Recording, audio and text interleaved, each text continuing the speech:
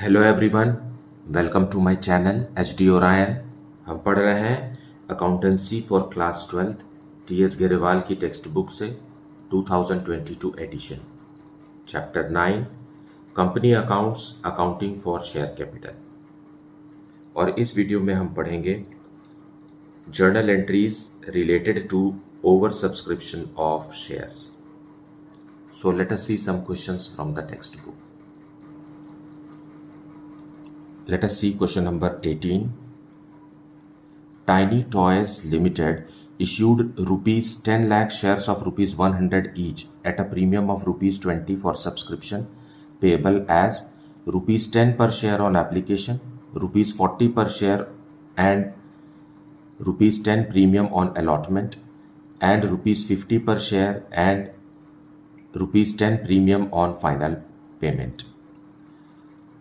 Overpayments on application were to be applied towards amount due on allotment, and overpayments on application exceeding amount due on allotment was to be returned.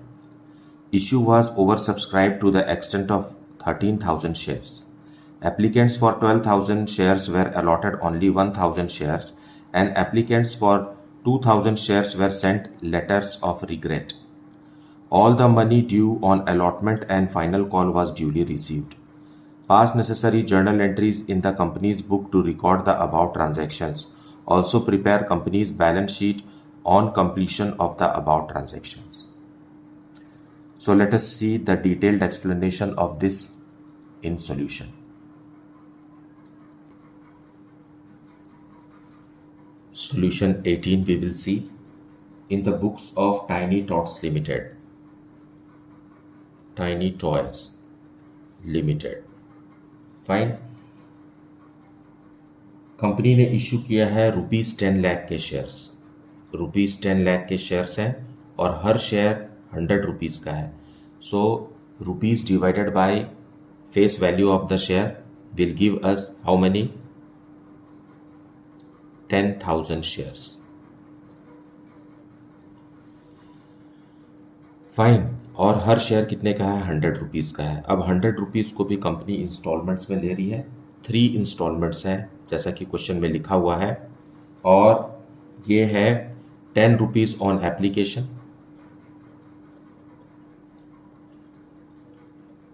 And 40 + 10 that is equal to 50 rupees on allotment,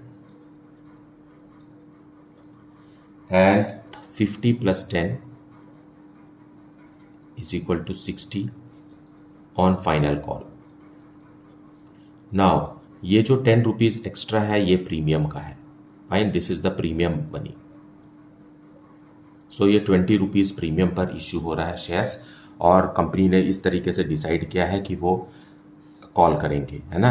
application के साथ हर share 10 rupees देना है, then allotment के समय में 50 rupees देना है जिसमें से 10 रुपीज़ प्रीमियम का है, और फाइनल कॉल के समय में 60 रुपीज़ देना है जिसमें से 10 रुपीज़ प्रीमियम का है। सो इस तरीके से ये कितना हो गया? 100 रुपीज़ हो गया, है ना, और ये प्रीमियम 20 रुपीज़ हो गया। नाउ अब कंपनी कह रही है कि the issue was over subscribe to the extent of 13,000 shares. मतलब है तो कंपनी के पास 10,000 शेयर्स, लेकिन कंपनी के पास 13,000 शेयर्स के लिए एक्स्ट्रा एप्लीकेशन आ गए हैं। फाइन, मतलब 23,000 शेयर्स के लिए एप्लीकेशन कंपनी ने रिसीव किया है। So what will we do with this? How will the company allot the shares to the applicants? Let us see. Analysis table बनाते हैं जिसमें हम समझेंगे कि शेयर्स कितने अप्लाई हुए हैं और कंपनी ने कितने शेयर्स एप्लीकेंट्स को अलॉट किया है, फिर एक्सेस एप्लीकेशन मनी क्या है, फिर एडजस्टमेंट कैसे करना है, और रिफंड कितना है। फाइन। सो फर्स्ट लाइन में, मतलब in the middle of the paragraph, इस बारे में ये कहा गया है कि applicants for 12,000 shares were allotted only 1,000 share. Now those who applied for 12,000 shares, है ना, they were allotted only 1,000 share. That is the first category. Then second, it says that applicants for 2,000 shares were sent letters of regret. So let us say the second category here, those who applied means this is second category.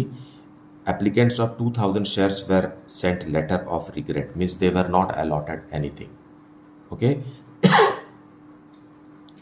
And the third category is, which we have to understand here, the third category is of the remaining shares. Now shares are oversubscribed to the extent of 13,000. It means 10,000 shares हैं और 13,000 extra application आया है, मतलब 23,000 shares के लिए application आया है. So here it is how much, 12,000 plus 2,000, it is 14,000. So balancing figure here will be 23,000 minus 14,000 is 9,000. So third category हमको अपने से खोज के निकालना है और ये है 9,000 शेयर्स का. तो क्योंकि कंपनी के पास है कितने शेयर्स, 10,000 शेयर्स है. सो 1,000 हम पहले ही फर्स्ट कैटेगरी को दे चुके हैं. सो 9,000 शेयर्स ही बचते हैं. सो इस तरीके से अलॉटेड शेयर्स कितने हैं, जितने कंपनी ने इशू किए थे. And the company has received an over subscription of 13,000 shares. Fine. So 10,000 shares थे, 13,000 एक्स्ट्रा शेयर्स के लिए एप्लीकेशन आया है. So total applications are received for 23,000 shares. Fine. अब हम एप्लीकेशन मनी रिसीव करेंगे. एप्लीकेशन मनी के बारे में बात करते हैं. सो एप्लीकेशन मनी इज ₹10 पर शेयर. अब यहाँ आप इस बात को भी समझिए कि ये एक एक इन्वेस्टर नहीं है, it's a group of investors. मतलब फर्स्ट ग्रुप ऑफ इन्वेस्टर्स जिन्होंने 12,000 शेयर्स के लिए अप्लाई किया था उनको प्रोपोर्शनेट मिला है, मतलब हर 12 शेयर के पीछे एक शेयर उनको मिला है. फाइन. सो इस तरीके से इन्होंने एप्लीकेशन मनी ₹10 भेजा होगा, है ना, पर शेयर. मतलब 1,20,000 रुपीज़ कंपनी के बैंक में जमा हुआ है और कंपनी ने 1,000 शेयर्स दिया, मतलब सिर्फ 10,000 का शेयर्स ही दिया कंपनी ने. So what is the excess application money received from category 1 is 1,20,000 minus 10,000. It means 1,10,000 is the excess application money received. Fine. अब क्वेश्चन में कहा है कि एक्सेस एप्लीकेशन मनी को हम अलॉटमेंट में यूज कर सकते हैं, ठीक है, लेकिन अलॉटमेंट के बाद जो फाइनल कॉल है उसके लिए हम यूज नहीं कर सकते. सो अलॉटमेंट का पैसा कंपनी अब रोक लेगी. यहाँ इसमें से ये पैसा तो कायदे से कंपनी को वापस कर देना चाहिए, लेकिन क्योंकि इसी कैटेगरी से अलॉटमेंट मनी भी कंपनी को मंगाना है, इसलिए इसमें से अलॉटमेंट मनी को रोक लेगी और बाकी का जो एक्सेस मनी है उसे रिफंड करेंगे. सो इस कैटेगरी का, फर्स्ट कैटेगरी का अलॉटमेंट मनी क्या होगा आप बताइए. 1,000 शेयर ही उनको मिला है. सो 1,000 शेयर्स पर हम अलॉटमेंट मनी ₹50 के हिसाब से देखें तो कितना हो गया, 50,000 रुपीज़ ही एडजस्ट कर सकते हैं. इस 1,10,000 में से 50,000 रुपीज़ हम अलॉटमेंट के लिए रख लेंगे और बाकी का जो 60,000 रुपीज़ बच रहा है that will be refunded to the investors. ऐसा कंपनी इसलिए कर रही है शायद कि पहली बात तो ये कि एक्स्ट्रा जो एप्लीकेशन मनी कंपनी रख लेती है उस पर कंपनी को इंटरेस्ट भी देना होता है. सो इंटरेस्ट का बोझ बढ़ेगा, फर्स्ट थिंग. सेकेंड थिंग ये है कि काफ़ी टाइम है अभी फाइनल कॉल करने के लिए, तो उतना पैसा कंपनी अपने पास रख करके फिर उस पर ब्याज दे तो कंपनी अपना एक्सपेंसेस नहीं बढ़ाना चाहती. फाइन. सो अलॉटमेंट नियर फ्यूचर में होने वाला है, इसलिए अलॉटमेंट का मनी कंपनी ने रख लिया है और बाकी का जो फर्स्ट एंड फाइनल कॉल का मनी है वो कंपनी नहीं रख रही है, वापस कर दे रही है. जब ज़रूरत होगा तो इन्हीं से मंगा लेगी. फाइन. सो इस तरीके से फर्स्ट कैटेगरी को हमने समझ लिया. अब सेकेंड कैटेगरी वालों ने भी कितना भेजा होगा, ₹10 के हिसाब से 20,000 भेजा है और इनको एक भी शेयर रिसीव नहीं हुआ है. मतलब पूरा का पूरा 20,000 जो है वो एक्सेस तो नहीं कह सकते इसको, क्योंकि इनको तो कोई भी अलॉट नहीं हुआ है और ये हम पूरा का पूरा इसे हम रिफंड कर देंगे. So refunded amount is how much, 80,000 rupees. Now जो लास्ट कैटेगरी है इन्होंने भी ₹10 पर शेयर के हिसाब से 90,000 रुपीज़ कंपनी को फॉरवर्ड किया है और इनको पूरा 9,000 शेयर्स मिला है, मतलब पूरा 90,000 हम कैपिटल में ट्रांसफ़र कर सकते हैं. So there is no excess application money, no adjustment in allotment and no refund for this category. So हमें इस तरीके से पहले क्वेश्चन को अच्छे से समझना है, फिर जाकर के जर्नल एंट्री शुरू करना है. फाइन. क्वेश्चन को पूरा पढ़ने के बाद, उसे समझ लेने के बाद ही हमें जर्नल एंट्रीज या मेन सॉल्यूशन शुरू करना है।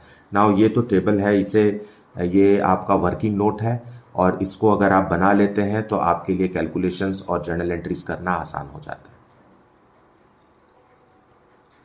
नाउ 23,000 शेयर्स के लिए एप्लीकेशन आया है। 10 रुपीज़ के हिसाब से कंपनी को मिला है ₹2,30,000 in the name of application. Application के समय कंपनी ने रिसीव किया है 2,30,000, जिसमें से 10,000 शेयर्स का 10 रुपीज़ पर शेयर के हिसाब से 1,00,000 रुपीज़ कंपनी ने कैपिटल में ट्रांसफ़र किया है। फाइन। और एक्सेस एप्लीकेशन मनी है हमारे पास यहाँ 1,30,000 का, ये आप देख सकते हैं, और रिफंड का अमाउंट है ₹80,000। फाइन। और एडजस्टमेंट इन अलॉटमेंट है ₹50,000 का। सो ये सारे डिटेल्स हैं जो हमें जर्नल एंट्रीज में यूज़ होंगे, क्योंकि पहले हम बैंक में रिसीव करेंगे 2,30,000। इस 2,30,000 में से 1,00,000 रुपीज़ कैपिटल में ट्रांसफ़र होगा, 50,000 रुपीज़ अलॉटमेंट में ट्रांसफ़र होगा, और 80,000 रुपीज़ को कंपनी रिफंड कर देगी। Fine. So let us see the journal entries.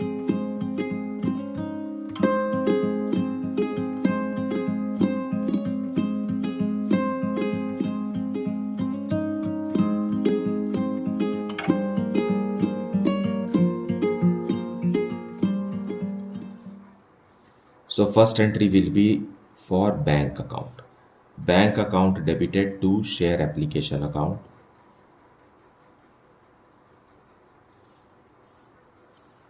This is solution number 18. Fine. पहले एप्लीकेशन मनी रिसीव करेगी कंपनी एप्लीकेंट्स से, एप्लीकेशन फॉर्म भर करके वो उन्होंने एप्लीकेशन मनी भेजा है। सो कितना आया है? 23,000 शेयर्स के लिए एप्लीकेशन आया है, और एप्लीकेशन मनी पर share is ₹10। So 2,30,000 company will receive in the bank in the first instance.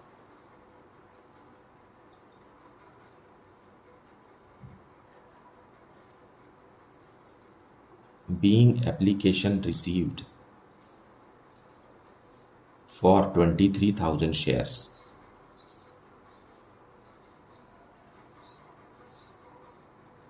Narration लिखना बहुत ज़रूरी है। बिना नरेशन के कोई जर्नल एंट्री नहीं होता है, इसलिए प्रिसाइज और अच्छा नरेशन लिखेंगे जिससे कि एक्सप्लेन हो सके कि ये ऊपर वाली एंट्री किससे रिलेटेड है, क्या हो रहा है उस एक्शन को यहाँ हमें लिखना है। Fine.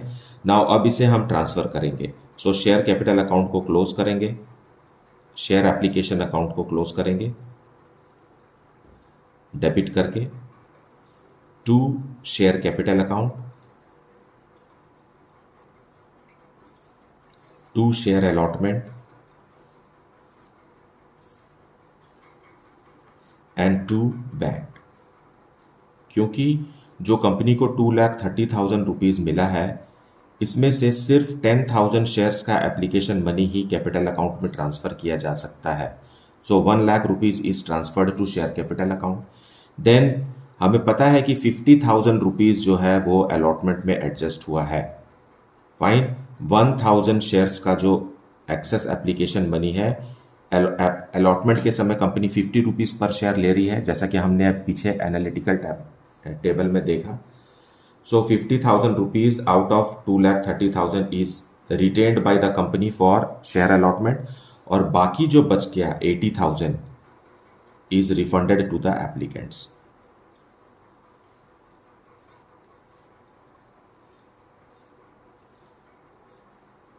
Being application money transferred and refunded.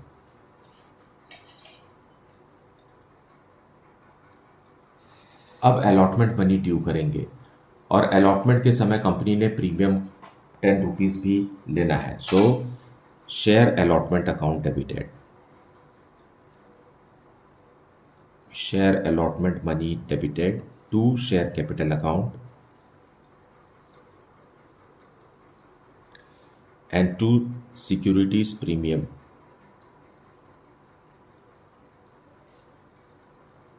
Reserve. Now share allotment के समय कंपनी के पास है तो 10,000 शेयर्स, कोई बात नहीं, 23,000 शेयर्स के लिए एप्लीकेशन आया है, लेकिन कंपनी इशू तो 10,000 शेयर ही कर सकती है। सो 10,000 शेयर्स एंड 50 रुपीज़ के हिसाब से, fine, 50 rupees eight the time of allotment which is including premium, rupees 5 lakh due करेंगे, जिसमें से 10,000 शेयर्स पर 40 रुपीज़ पर शेयर के हिसाब से 4 lakh rupees will be transferred to capital account and remaining 1 lakh, see 10,000 into 10, 10,000 into 10 will be transferred to securities premium reserve, क्योंकि premium में issue हो रहा है, being allotment money with premium due.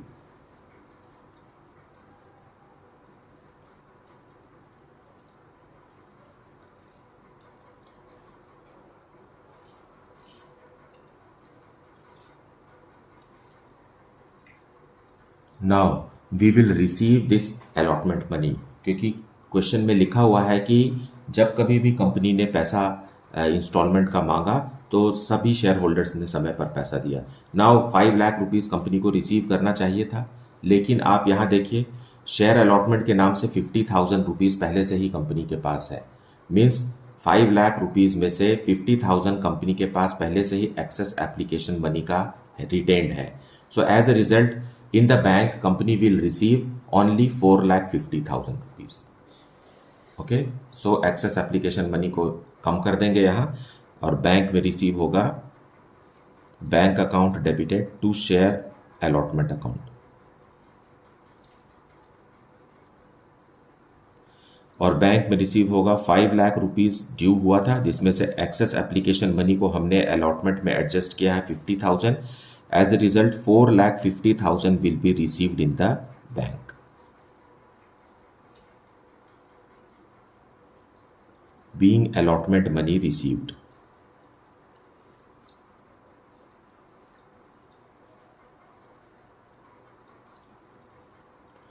So आप यहाँ देखिए कि allotment, share allotment account debit हुआ है 5 लाख रुपीज से, फाइन। फिर यहाँ शेयर अलॉटमेंट अकाउंट क्रेडिट हुआ है 4,50,000 से, और सेकेंड एंट्री में भी शेयर अलॉटमेंट अकाउंट क्रेडिट हुआ है 50,000 से। इस तरीके से डेबिट और क्रेडिट जो है वो इक्वल है, फाइन। अब first and final call due करेंगे, share first and final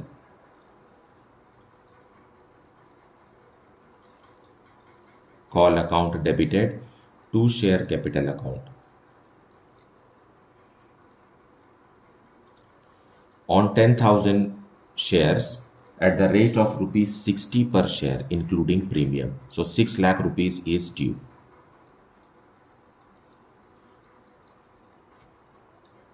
Being final call money due.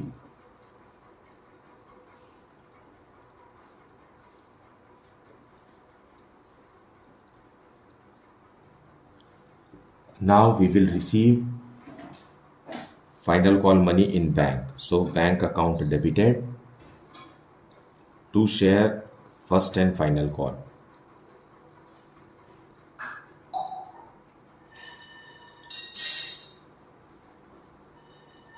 Rupees 6 lakh, क्योंकि कोई excess money, excess application money first and final call के लिए रिटेन नहीं किया गया था, इसलिए यहाँ कुछ भी एडजस्ट नहीं होगा, पूरा का पूरा बैंक में ही रिसीव होगा। Being final call money received.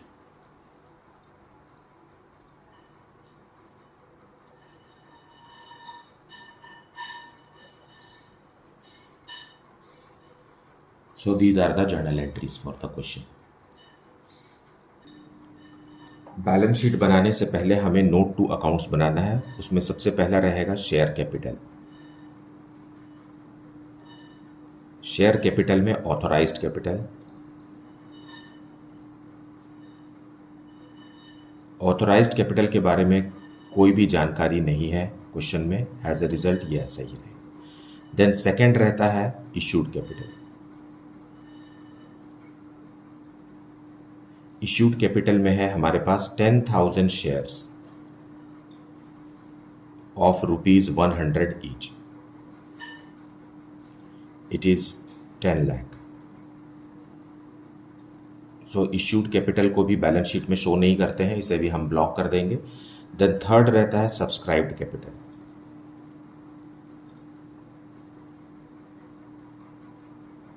Issued capital का मतलब है कि कंपनी ने पब्लिक को कितना ऑफर किया, और सब्सक्राइब्ड कैपिटल का मतलब है कि उस इश्यूड कैपिटल में से इन्वेस्टर्स ने कितने शेयर्स खरीदे या कितना सब्सक्राइब हुआ। सो ये हमें दिखाना है, और क्वेश्चन के हिसाब से पूरा का पूरा 10,000 शेयर्स आर सब्सक्राइब्ड।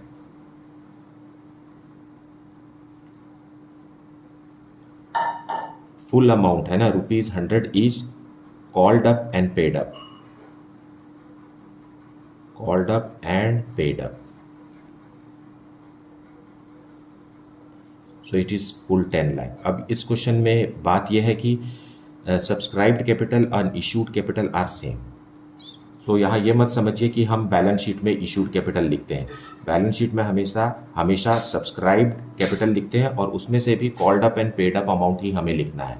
फाइन, यहाँ कोई एरियर्स नहीं है। एज अ रिजल्ट पूरा का पूरा 10 लाख रुपीज़ हम शो करेंगे। Now second note to account is reserve and surplus.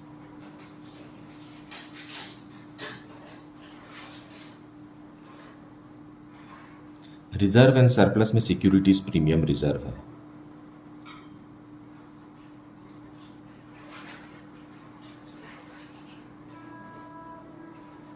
Securities premium reserve क्या है? 10,000 शेयर्स हैं और 20 rupees per share, it means 2 lakh rupees का सिक्योरिटीज प्रीमियम रिजर्व है। इसे हम बैलेंस शीट में ऐसे ही 2 लाख रुपीज़ शो करेंगे। और अब थर्ड नोट टू अकाउंट बनाएंगे। थर्ड नोट टू अकाउंट में है हमको लिखना है cash and cash equivalent.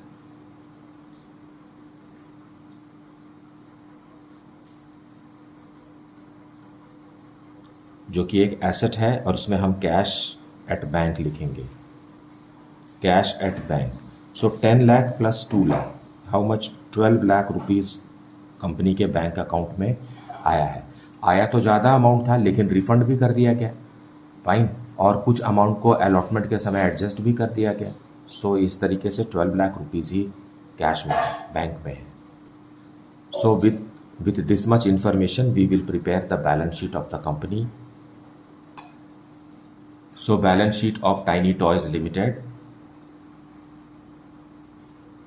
as per schedule 3 part 1 of the companies act 2013 we have to prepare balance sheet. It is a vertical balance sheet, और पहले हमको liabilities को लिस्ट करना है, और उसी के नीचे हम एसेट्स को लिस्ट करेंगे। सो फर्स्ट है equity and liabilities. Equity and liabilities,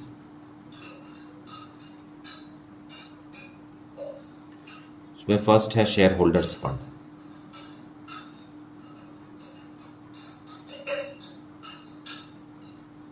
And in this shareholders fund we have got share capital. Share capital जो कि नोट 1 में समझाया गया है, और ये 10 लाख रुपीज़ का है। Subscribed, called up and paid up capital. Fine, और बी हमें लिखना है रिजर्व्स एंड सरप्लस,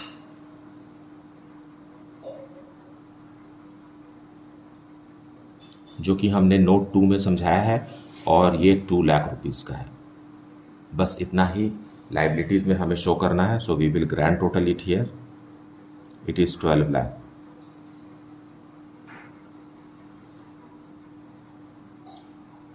नाउ अब second part of the balance sheet is for assets. So assets में फर्स्ट होता है नॉन करंट एसेट्स, जिसके बारे में कोई जानकारी नहीं है क्वेश्चन में, और सेकेंड होता है current assets. Current assets note 3 में हमने बनाया है, और कैश एट बैंक है 12 लाख रुपीज़ का। So we will write the final figure here. Now balance sheet में कभी भी हमें डिटेल नहीं शो करना है, डिटेल को हमें नोट्स टू अकाउंट में ही शो करना है। सो इस तरीके से एसेट्स में भी टोटल उतना ही है जितना कि लायबिलिटीज़ का। So this is how the balance sheet is to be drafted.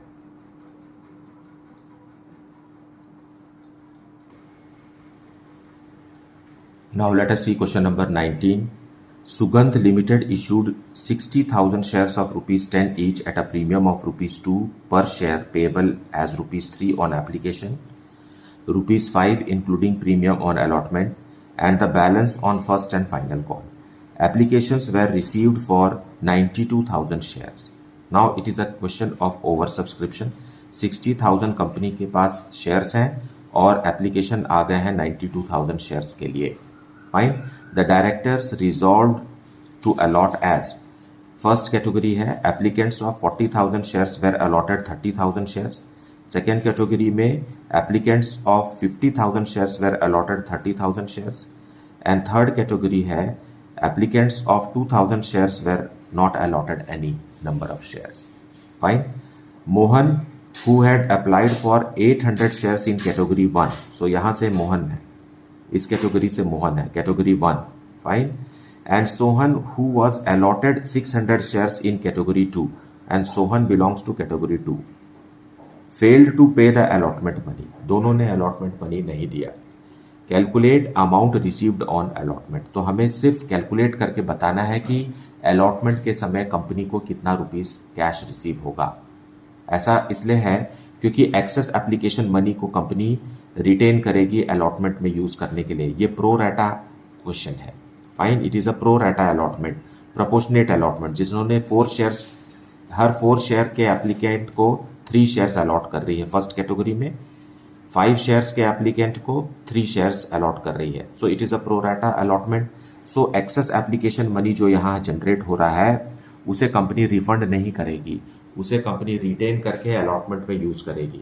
सो ये जो 2 शेयर होल्डर्स हैं मोहन एंड सोहन, जिनके पास 800 शेयर्स है, मोहन ने तो 800 शेयर्स के लिए अप्लाई किया है, तो रिसीव उसको कुछ कम हुआ होगा क्योंकि यहाँ अप्लाई ज़्यादा है तो रिसीव कम है. लेकिन सोहन के पास 600 अलॉटेड शेयर्स हैं और ये दोनों ही अलॉटमेंट मनी नहीं दे रहे हैं, लेकिन दोनों का ही एक्सेस एप्लीकेशन मनी कंपनी के पास है. सो अलॉटमेंट के समय पे कंपनी को बैंक में कितना अमाउंट रिसीव होगा ये हमें कैलकुलेट करके बताना है. सो let us see the solution. So solution 19 के लिए हम पहले एनालिसिस टेबल बनाएंगे और इसमें है first category those who applied for 40,000 shares, है ना, क्योंकि कंपनी के पास 60,000 शेयर्स हैं लेकिन एप्लीकेशन आ गया है 92,000 शेयर्स के लिए. सो फर्स्ट कैटेगरी में है एप्लीकेंट्स ऑफ 40,000 शेयर्स और इनको मिला है 30,000 शेयर्स, है ना. एंड सेकेंड कैटेगरी में है applicants of 50,000 shares. Second lot is of 50,000 shares और इनको भी कंपनी ने अलॉट किया है 30,000 शेयर्स. सो है तो कंपनी के पास 60,000 shares, so it is already allotted. Now there is a third category also. Fine. और इन्होंने अप्लाई किया था 2,000 शेयर्स के लिए और इनको कोई भी शेयर अलॉट नहीं हुआ है. Now you can see here that applications are received for 92,000 shares and allotment is made only for 60,000 shares. So there is a pro rata allotment, proportionate allotment you can see here. Fine. So application के समय 3 rupees per share है. So at the rate of ₹3 first category ने 1,20,000 rupees company को forward किया और उनको मिला 90,000 rupees के shares. Fine. So what is the excess application money here is 30,000 rupees. 30,000 rupees is the excess application money. Okay. अब इस पूरे एक्सेस एप्लीकेशन मनी को हम अलॉटमेंट में यूज़ कर लेंगे. फाइन. तो पहले हमको चेक करना चाहिए कि अलॉटमेंट में कितना मनी ड्यू हो रहा है. 40,000 अप्लाई किया गया था, मिला तो 30,000 है, इसलिए अलॉटमेंट मनी 30,000 शेयर्स पर कैलकुलेट होगा. सो 30,000 मल्टीप्लाइड बाई 5. वाई 5? क्योंकि अलॉटमेंट मनी 5 रुपीज़ है, 5 रुपीज़ पर शेयर है. Fine. So 30,000 into 5 is how much? 1,50,000. Okay. 1,50,000 rupees allotment में चाहिए इस कैटेगरी से. उसमें से 30,000 एडजस्ट किया जा सकता है ना. सो 30,000 रुपीज़ एक्सेस एप्लीकेशन मनी है जो एडजस्ट हो जाएगा. सो बाकी का पैसा बैंक में मिलना चाहिए, है ना. और वहाँ पर बैंक में कितना पैसा कम मिलेगा, क्योंकि मोहन जो है वो पैसा नहीं दे पा रहा है अलॉटमेंट का। रिफंड का कोई चांस नहीं है, क्योंकि पूरा का पूरा 30,000 rupees is utilised in the time of at the time of allotment. Now come see the second category. At the rate of rupees 3 on 50,000 shares, applicants have forwarded 1,50,000 rupees to the company. और company ने उन्हें 30,000 shares दिया, मतलब 90,000 rupees का company ने share उनको allot किया, है ना। तो what is the excess application money here? It is 60,000 rupees. Fine. अब 60,000 रुपीज़ को हम अलॉटमेंट में एडजस्ट कर सकते हैं कि नहीं, पहले ये चेक कर लेते हैं। 30,000 शेयर्स पर 5 रुपीज़ के हिसाब से 1,50,000 होता है। So 60,000 can be easily adjusted here. So हम इसको क्या करेंगे, 60,000 रुपीज़ को यहाँ एडजस्ट कर देंगे। सो पूरा का पूरा एक्सेस एप्लीकेशन मनी जो है वो अलॉटमेंट में एडजस्ट हो गया, और रिफंड के लिए कोई भी अमाउंट यहाँ बचा नहीं है। But here in the third category, on 2,000 shares at the rate of ₹3 पर शेयर, इन्होंने 6,000 रुपीज़ कंपनी को फॉरवर्ड किया और इनको कुछ भी शेयर नहीं मिला। एज द रिजल्ट पूरा का पूरा 6,000 रुपीज़ कंपनी रिफंड करेगी। फाइन। So what is the excess application money here which will be adjusted at the time of allotment is, excess application money भी 90,000 का है, और एडजस्टमेंट इन अलॉटमेंट भी 30,000 प्लस 60,000 90,000 रुपीज़ का है, और रिफंडेड अमाउंट इज ₹6,000। ओके, ये आपने समझ लिया अच्छे से। यहाँ पर भी देखिए, आपको 92,000 शेयर्स पर 3 रुपीज़ के हिसाब से कंपनी ने रिसीव किया है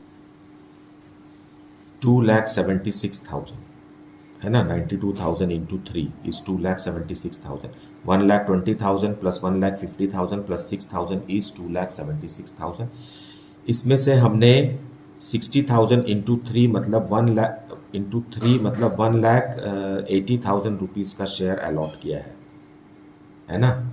सो इतना कैपिटल में ट्रांसफ़र किया है, अलॉट किया है मतलब इतना कैपिटल में ट्रांसफ़र किया है, और बाकी का जो पैसा है वो कंपनी ने इस तरीके से एडजस्ट किया है। So now let us calculate what will be the amount the company will receive at the time of allotment. So पहले हम मोहन के बारे में बात करते हैं, क्योंकि Mohan is unable to pay his amount due on allotment. Mohan category 1 को बिलोंग करता है, और कैटेगरी 1 में है those who applied for 40,000 shares, है ना। 40,000 शेयर्स के लिए अप्लाई किए थे तो मिला है 30,000 शेयर्स। ओके, इसको हम रिड्यूस करेंगे तो 4 शेयर्स के लिए अप्लाई करेंगे तो 3 शेयर्स मिलेगा। नाउ मोहन के बारे में कहा है कि ही अप्लाइड फॉर 800 शेयर्स, है ना। तो 800 शेयर्स मोहन ने अप्लाई किया है, तो हमें बताना है कि कितना शेयर उसे अलॉट हुआ होगा। नाउ यहाँ पर अगर आप गौर से देखें तो 4 है, यहाँ 3 है, तो मतलब 4 का 75% है। आप इस तरीके से भी सोच सकते हैं, या तो फिर आप ऐसा समझिए कि 4 में कितना मल्टीप्लाई, अप्लाई बोल रहा है ना, this is applied and this is allotted. Okay, so 4 में कितना मल्टीप्लाई करेंगे आप कि कितना है, अप्लाई कितना किया था, 800 हो जाए। तो आप अगर यहाँ 200 मल्टीप्लाई कर देते हैं, वैसे यहाँ 3 में भी सेम फिगर 200 मल्टीप्लाई कर देते हैं, तो आपको पता चल जाएगा कि अप्लाइड अगर 800 शेयर्स का है तो अलॉटेड 600 शेयर्स का है। फाइन। या तो फिर आप इसे ऐसा समझिए कि क्वेश्चन में दिया हुआ है 800 शेयर्स, तो आपको अलॉटेड निकालना है, तो 800 या दोनों तरफ 800 लिखेंगे, उसके बाद 3 से यहाँ मल्टीप्लाई करेंगे और ये वाले 4 से यहाँ डिवाइड करेंगे, तो भी आपको पता चल जाएगा कि 800 अप्लाई करने से कंपनी ने 600 शेयर्स अलॉट किया है ना। नाउ इसको बेस बनाते हुए एप्लीकेशन मनी 3 रुपीज़ के हिसाब से मोहन ने कंपनी को दिया 2400 रुपीज़, और 3 रुपीज़ के हिसाब से उसको शेयर एडजस्ट हुआ कितना, 1800 रुपीज़ का ही। So what is the excess application money is 600 is the excess application money. Okay, so company के पास एक्सेस एप्लीकेशन मनी में जितना भी है उसमें से 600 मोहन को बिलोंग करता है। फाइन। नाउ अब Mohan on allotment Mohan on his 600 shares, क्योंकि उसको अलॉट तो 600 शेयर्स हुआ है ना, हम 800 शेयर्स पर कैलकुलेट नहीं करेंगे। Allotment money will be due on allotted shares, not on applied shares. 5 rupees per share के हिसाब से ₹3000 ड्यू। कंपनी मोहन से बोलेगी कि अलॉटमेंट का 3000 रुपीज दीजिए, लेकिन मोहन नहीं दे पा रहा है। Mohan is unable to give his money, but there is excess application money. Mohan का 600 रुपीज एक्सेस एप्लीकेशन मनी है, so that will be adjusted, है ना। सो 600 रुपीज कंपनी के पास पहले से ही है। सो कितना रुपए मोहन नहीं दे पा रहा है, वो है 2400 रुपीज इज द एरियर्स, है ना। ये एडजस्ट हो गया, adjustment of excess application money. Fine. So इस तरीके से ऐसा प्रतीत होता है कि मोहन ने अलॉटमेंट का 3000 रुपीज नहीं दिया, लेकिन क्योंकि कंपनी के पास उसका एक्सेस एप्लीकेशन मनी 600 रुपीज पहले से ही है, एज अ रिजल्ट जो एक्चुअल एरियर्स है वो 3000 माइनस 600 दैट इज 2400 रुपीज का एक्सेस है। Fine. Now let us talk about the second applicant, Sohan.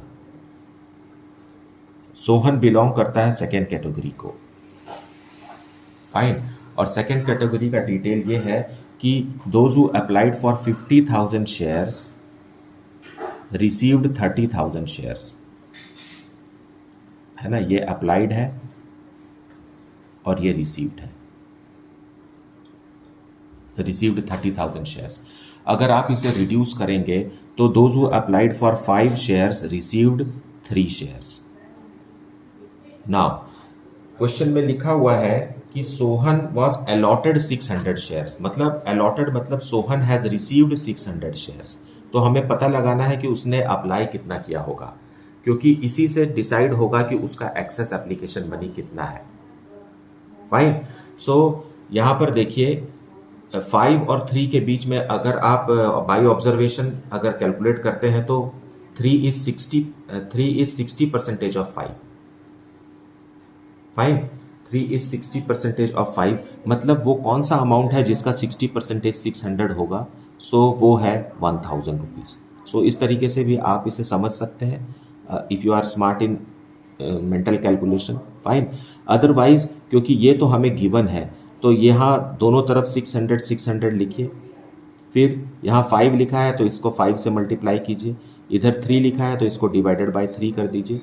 Now you will get how much, 1000 shares उसने अप्लाई किया होगा, तब जाकर के उसे 600 शेयर्स मिला है।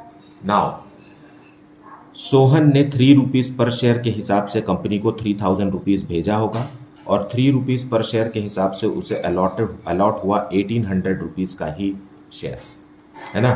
सो हम इसे एक्सेस एप्लीकेशन मनी कितना हो जाएगा, एक्सेस एप्लीकेशन मनी हो गया 1200 इज द एक्सेस। माइनस कर दीजिए दोनों को, 3000 दिया, 1800 का सामान मिला, 1200 rupees is the excess application money. Now on allotment on Sohan's 600 shares at the rate of ₹5 per share on allotment 5 rupees का है। अब 600 शेयर्स अलॉट हुए हैं तो कितना रुपीज ड्यू होगा, 3000 rupees is due from him. Company ने कहा अलॉटमेंट का मनी दीजिए और सोहन के ऊपर 3000 रुपीज ड्यू हो गया, और सोहन ने अलॉटमेंट का पैसा नहीं दिया। तो ऐसा लगता है कि उसने 3000 रुपीज नहीं दिया, लेकिन उसका एक्सेस एप्लीकेशन मनी कंपनी के पास पहले से ही है, 1200 रुपीज कंपनी एडजस्ट कर रही है ना। As a result 1800 rupees is the arrears from the applicant Sohan. ठीक, तो टोटल एरियर्स कितना हो गया, total arrears calls in arrears is, Mohan का है हाउ मच इज मोहन का 2400 रुपीज, मोहन का, एंड 1800 रुपीज सोहन का। इस तरीके से how much 4200 rupees is the arrears. Okay, so allotment में 4200 रुपीज कंपनी को रिसीव नहीं होगा। So finally we can say amount due on allotment. Amount due on allotment is how much? On how many shares? They are having 60,000 shares at the rate of rupees 5 per share. It is how much? 3 lakh rupees due. Rupees 3 lakh company ने due किया. फिर excess application money adjust करेंगे.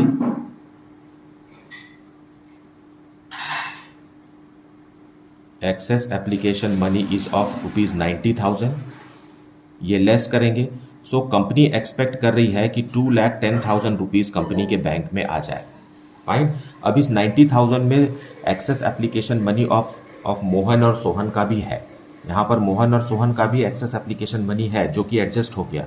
अब company expect कर रही है 2,10,000 rupees bank में मिलना चाहिए, लेकिन बाकी का जो पैसा है मोहन और सोहन का वो नहीं मिल रहा. सो एरियर्स जो हमने अभी अभी कैलकुलेट किया है इसे हम लेस कर देंगे. 4,200 रुपीज़ एरियर्स लेस करेंगे.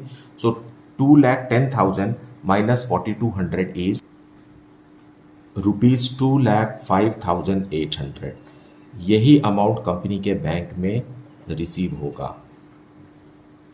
Fine. So this was the calculation which was suppose to be made. कोई जर्नल एंट्री इस क्वेश्चन में हमें नहीं करना था, बस ये अमाउंट हमें कैलकुलेट करना था.